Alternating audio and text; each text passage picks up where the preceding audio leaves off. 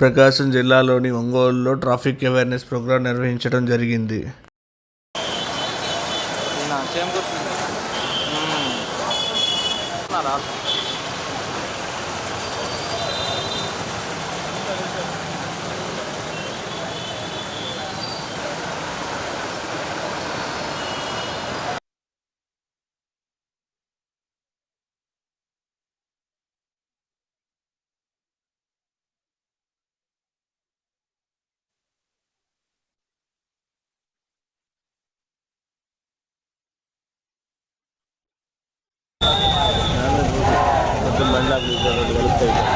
అంతేగా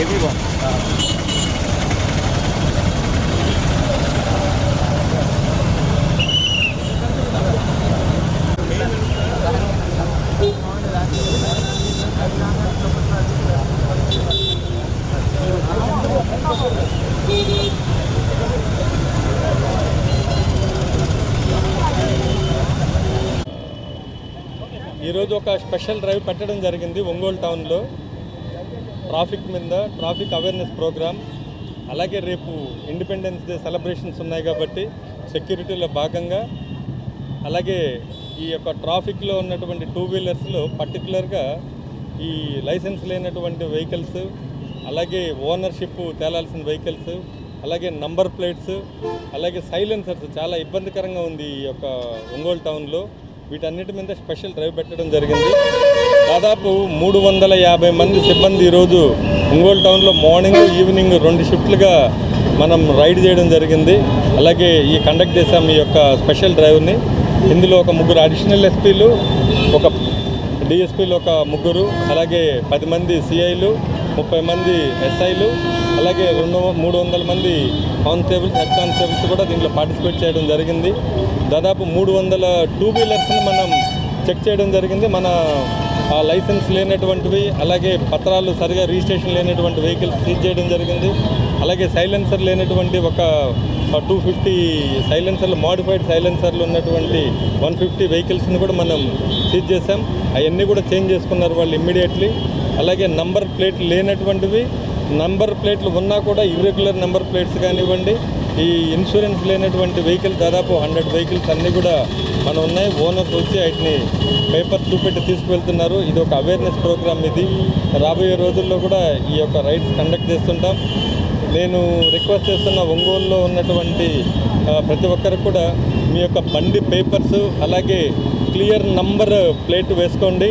అలాగే సైలెన్సర్స్, ఈ యొక్క సౌండ్ విపరీతంగా వస్తున్నటువంటి సైలెన్సర్స్ వల్ల నార్మల్ పబ్లిక్ చాలా ఇబ్బందులు పడుతున్నారు.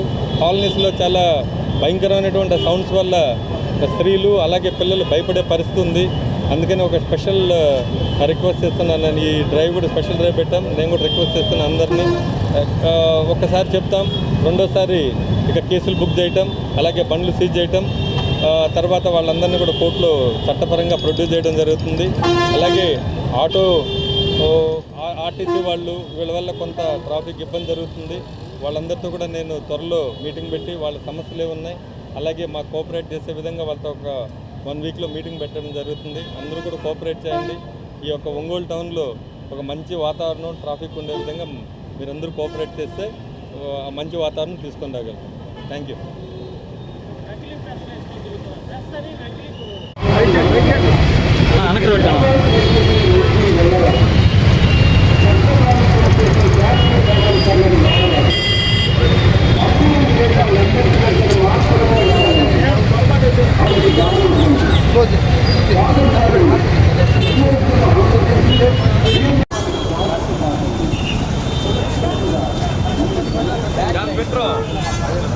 రాగండి రా బాబు.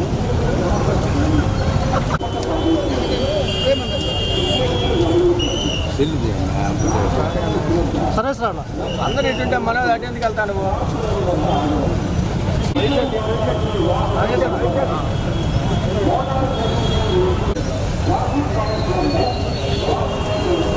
అంతే